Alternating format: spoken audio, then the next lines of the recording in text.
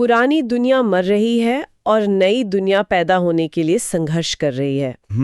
ये शब्द एंटोनियो ग्रामशी के हैं और आज 30 दिसंबर 2025 को जब हम एक नए साल की दहलीज पर खड़े हैं तो ये शब्द बहुत प्रासंगिक लगते हैं, है ना? बिल्कुल।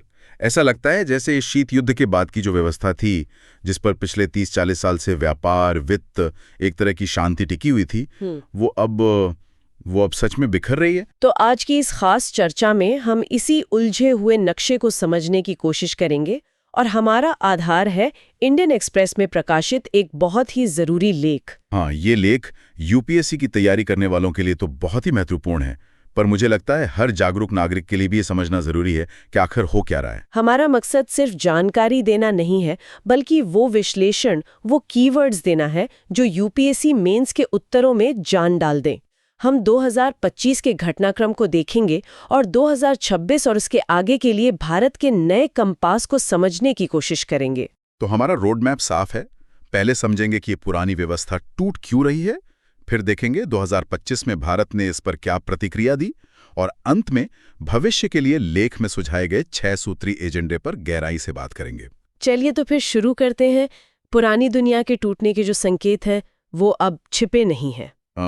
जैसे सप्लाई चेन्स का टूटना, हमने ये महामारी के दौरान बहुत करीब से देखा था, है ना? हाँ, बिल्कुल। और ये सिर्फ सामान तक सीमित नहीं है, अब तो वित्त का भी राजनीतिकरण हो गया है। उसे एक हथियार की तरह इस्तेमाल किया जा रहा है। और साथ ही ये भू राजनीतिक तनाव, यूक्रेन, गाजा, सूडान, इन संघर्षों ने 12 करोड़ से ज्यादा लोगों को विस्थापित कर दिया है। और जो बहुपक्षीय संस्थान हैं जैसे संयुक्त राष्ट्र, वो एक तरह से दिशाहीन नजर आते हैं, असहाय लगते हैं। व्यापार की बात करें तो यहाँ एक बहुत बड़ा आंकड़ा सामने आता है।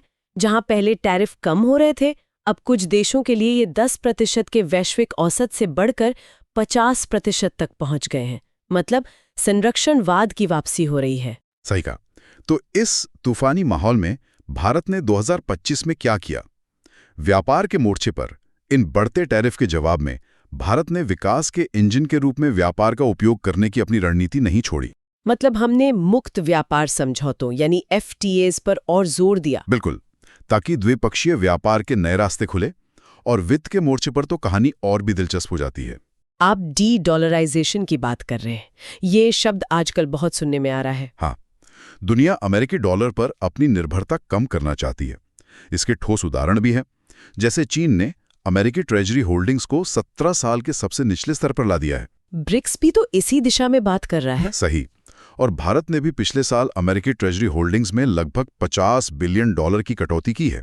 ये एक बहुत बड़ा संकेत है। और इसी से जुड़ा है भारत का रूपी सेटलमेंट मैकेनिज्म, है ना? 22 से ज्यादा देशों के साथ अब रुपये में व्यापार करने की सुविधा। जी, ये डॉलर को बाईपास करने और रुपये को अंतर्राष्ट्रीय बनाने की दिशा में एक बहुत बड़ा कदम है। अब आते हैं कूटनीति पर, जहां भारत की बहुसंरेखण यानी मल्टी अलाइनमेंट की नीति साफ नजर आई। इसको सरल शब्दों में कैसे समझाएं? इसको ऐसे समझिए कि भारत किसी एक ग्रुप या गैंग का परमानेंट हिस्सा नहीं बनेगा। हम मुद्दा आधारित साझेदारी करेंगे। एक ग्रुप के साथ सुरक्षा पर बात करेंगे तो दूसरे के साथ व्यापार पर। अच्छा, मतलब यूक्रेन के मामले में हमने शांति की बात की, लेकिन किसी एक पक्ष का आंख बंद करके साथ नहीं दिया। बिल्कुल। और गाजा में हमने युद्ध विराम का आह्वान किया, मानवीय सहायता भेजी, लेकिन साथ ही आतंकवाद की कड़ी निंदा भी की। इसी को कहते हैं स्ट्रैटेजिक ऑटोनॉमी, रणनीतिक स्वायत्तता। तो ये था 2025 का लेखा जोखा, एक ऐसा साल जहां भारत ने बिखरती दुनिया में तेजी से अपने कदम जमाए। लेकिन अब भविष्य की बात करते हैं, वो नया कंपास। हाँ, लेख का सबसे मजबूत हिस्सा यही है, 2026 और उससे आगे की रणनीति। वो ये है कि इन 6 सूत्रों को हम 2 हिस्सों में बांट सकते हैं, 3 बाहरी दुनिया से निपटने के लिए और 3 देश के अंदर की ताकत बनाने के लिए। ये बहुत अच्छा विश्लेषण है। तो चलिए पहले बाहरी दुनिया वाले सूत्रों को देखते हैं। पहला सूत्र है लचीलापन। लचीलापन मतलब ये कि अब बड़े बड़े वैश्विक समझौतों का युग शायद खत्म हो गया है। गठबंधन अब अस्थायी और मुद्दा आधारित होंगे, तो भारत को फुर्तीला बने रहना होगा और इसमें ग्लोबल साउथ के साथ रिश्ते मजबूत करना सबसे अहम होगा। और इसी से जुड़ा तीसरा सूत्र है न युद्ध न शांति। ये सुनने में थोड़ा अजीब लगता है, एक स्थायी तनाव की स्थिति। आपका सवाल सही है। इसका मतलब है कि दुनिया एक गुनगुने तनाव की स्थिति में रहेगी। छोटे मोटे संघर्ष, साइबर हमले, ये सब चलता रहेगा। यूएनएससी जैसी संस्थाएं कमजोर हो चुकी हैं। तो ऐसे में भारत की रणनीति क्या हो? अपनी बहुसंरेखण की नीति को और मजबूती से अपनाना, रक्षा खरीद में विविधता लाना ताकि हम किसी एक देश पर निर्भर न रहें, और हिंद प्रशांत व पश्चिम एशिया जैसे क्षेत्रों में सुरक्षा संवादों का नेतृत्व करना। और इन दोनों के बीच में आता है दूसरा सूत्र, जो शायद सबसे बड़ा गेम चेंजर है, जनसांख्यिकी। हाँ, अब तक बहस लोकतंत्र और विकास पर होती थी। अब दुनिया जनसांख्यिकी और विकास की बात करने लगी है। इसके पीछे के आंकड़े तो चौंकाने वाले हैं। बिल्कुल। 2030 तक दुनिया में हर 6 में से एक व्यक्ति 60 वर्ष से अधिक का होगा। कई बड़े देश बूढ़े हो रहे हैं, उनकी काम करने वाली आबादी कम हो रही है। और दूसरी तरफ भारत है, जिसके पास दुनिया की सबसे बड़ी युवा आबादी है। सही कहा। ये एक ऐसी ताकत है जो किसी और के पास नहीं। इसका असर प्रवासन यानी माइग्रेशन पर पड़ेगा, जो आने वाले समय का सबसे बड़ा वैश्विक मुद्दा बनेगा। भारत के लिए चुनौती यह है कि वो अपनी इस युवा आबादी को, जिसे यूथ बज कहते हैं, एक ताकत में बदले, बोझ में नहीं। तो ये थे बाहरी दुनिया से जुड़े 3 सूत्र। अब आते हैं उन 3 पर जो देश के अंदर की ताकत बनाने पर केंद्रित है। चौथा सूत्र, राजकोषीय अनुशासन, यानी सरकार की अपनी वित्तीय सेहत। लेख में बताया गया है कि कम मुद्रास्फीति के कारण 8.7% की नॉमिनल जीडीपी वृद्धि हुई, जो उम्मीद से कम थी। तो इसका मतलब क्या हुआ? इसका मतलब ये हुआ कि जब ग्रोथ कम होती है तो सरकार को टैक्स भी कम मिलता है। तो ऐसे में 4.4% के घाटे का लक्ष्य हासिल करना मुश्किल हो जाता है। संदेश साफ है, हमें अपनी चादर देखकर ही पैर फैलाने होंगे। समझ गई। 5वां सूत्र है प्रौद्योगिकी, जिसे लेख में आशा और चिंता दोनों का स्रोत बताया गया है। क्योंकि ये एक दो-धारी तलवार है। एक तरफ एआई जैसी तकनीक है जिसमें अविश्वसनीय संभावनाएं हैं।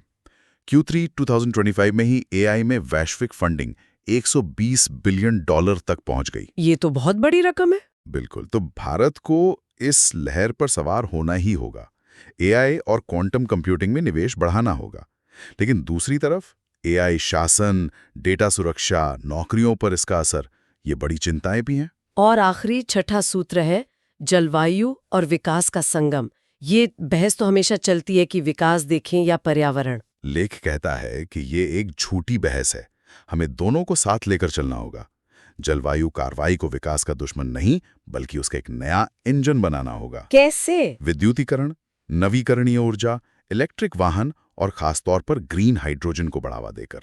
भारत ने अंतर्राष्ट्रीय सौर गठबंधन का नेतृत्व करके पहले ही दिखा दिया है कि वो इस क्षेत्र में एक लीडर बन सकता है। तो ये 6 सूत्र मिलकर भारत के भविष्य की एक मजबूत तस्वीर बनाते हैं।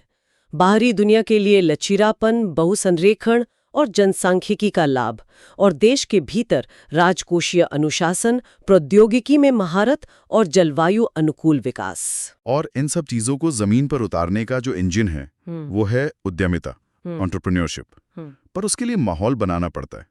और यहीं पर भूमि, श्रम और पूंजी जैसे क्षेत्रों में बड़े सुधारों की जरूरत है। तो कुल मिला के 2025 में इतिहास खत्म नहीं हुआ, बल्कि 2026 में प्रवेश करते हुए भारत को पुराने नक्शों के बिना अपने बनाए हुए कंपास के साथ आगे बढ़ना होगा। और इस पूरी चर्चा का जो सबसे बड़ा टेक अवे है वो यही है, भारत का नया कंपास लोकतंत्र, विकास और जनसांख्यिकी, मतलब डेमोक्रेसी, डेवलपमेंट एंड डेमोग्राफीज, इनके बीच के झूठे टकराव को खत्म करने वाला होना चाहिए। मतलब ये तीनों अलग अलग नहीं है? बिल्कुल नहीं, ये एक दूसरे से जुड़े हुए हैं। एक मजबूत लोकतंत्र समावेशी विकास को जन्म देता है, और एक शिक्षित, स्वस्थ युवा आबादी उस विकास को पंख लगाती है।